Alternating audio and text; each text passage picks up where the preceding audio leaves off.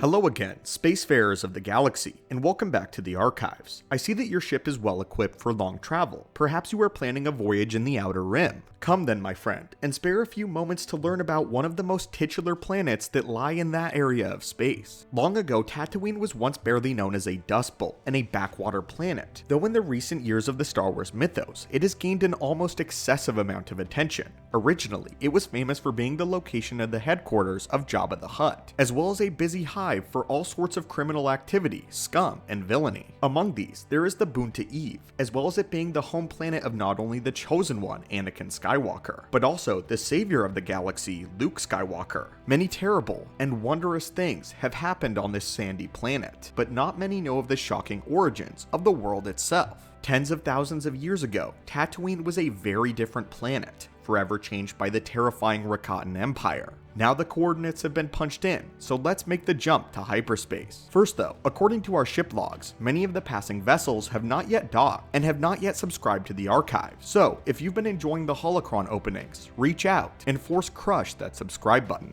Now, let us begin. The year is 25,793 BBY, almost 800 years before the formation of the Galactic Republic. In this old day, Tatooine was anything but a dead world and was far from a desolate ball of sand. No, Tatooine, much like Mustafar, was a lush, beautiful world full of greenery and vast oceans. We often see many bones buried in the Dune Sea, but this is why. Where all the sand is, was once oceans teeming with life. The main life form on this planet was the native sentient species that called this world home, a species known as the Kumum-Ga. Unfortunately, our logs are incomplete, and we know very little about the Kumum-Ga as a species or as a society. In some scholarly circles, there is even debates as to whether or not they even existed due to the lack of archaeological evidence. However, they did indeed exist. They were a humanoid race with brown or olive-colored skin, long black hair that was typically fixed in large dreadlocks, and completely black eyes. Their people were technologically advanced for this era, boasting to be one of the first species to achieve interstellar travel. The one thing we actually do know about their species is that they began to actually colonize other worlds around them,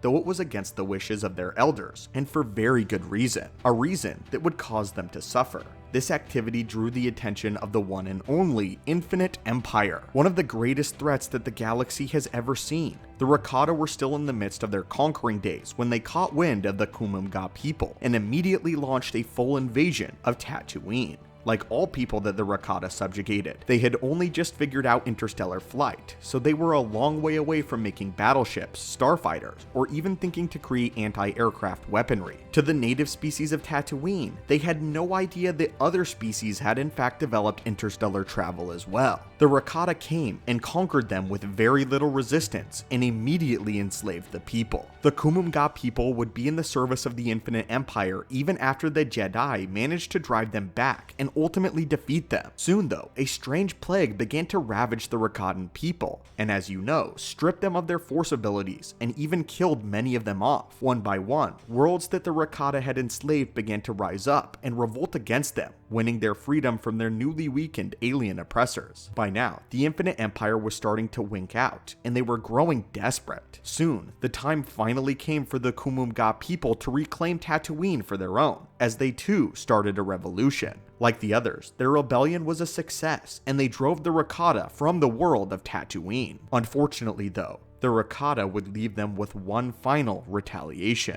something that would change the world of Tatooine forever. A tragic event occurred that would change the course of history for the planet of Tatooine. With some of their last starships, the Infinite Empire would order an orbital bombardment onto the surface of the world. If they could not have Tatooine, then nobody could. The devastation was unspeakable as they hit Tatooine harder than they had hit any planet in their empire. Using it as an example, the weapons and bombs of the Rakata literally glassed the surface of Tatooine. With all that heat and the following radiation, the oceans dried up and the silica in the soil of the planet fused together into glass. Eventually, the glass began to break up and it covered the entire planet in the sand that we all know and that Anakin truly hates. As for the Kumum-Ga people, it is quite mysterious what happened to them, but perhaps because of the sudden environmental change. Scholars have speculated that their race split into two species, the Jawas or the Gorfas, also known as the Tusken Raiders. So, in an interesting turn of events, Sand people are more related to Jawas than they are to humans. Some have also speculated that the Kumunga people died out entirely from the Rakata's final gift. Many acolytes actively seem to disregard the terrors that the Rakatans brought upon the galaxy. Not even the Sith were turned on by the very Force itself to the level that the Rakatans were, as the very galaxy itself turned on them. And in their rage, they turned on the people of Tatooine and the Kumunga people. This is one of the only worlds that the Rakatan Empire attempted to destroy utterly, using superweapons that would make even Sith Lords shiver. The Rakata had no major play in doing this to the Kumunga people. The Kumunga people were even loyal to the Rakatans for much longer than is normal. They served them faithfully and were abused for it. And as a result of being so subservient, the Rakatans glassed their very world. Perhaps this is why the Chosen One in Anakin Skywalker hates the world of Tatooine so vehemently.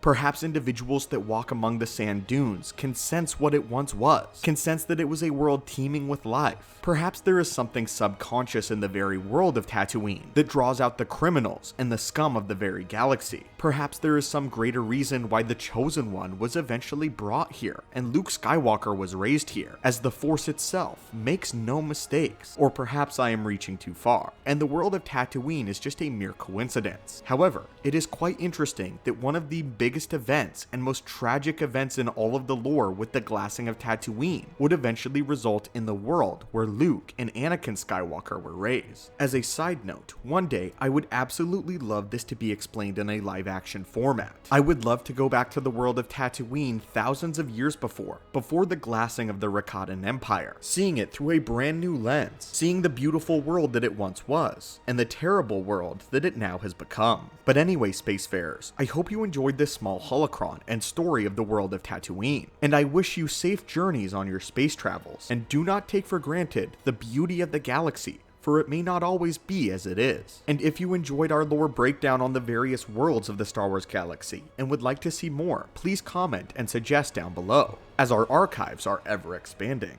Until next time, may the Force be with you, and I hope that you are having a great day and hope to see you soon.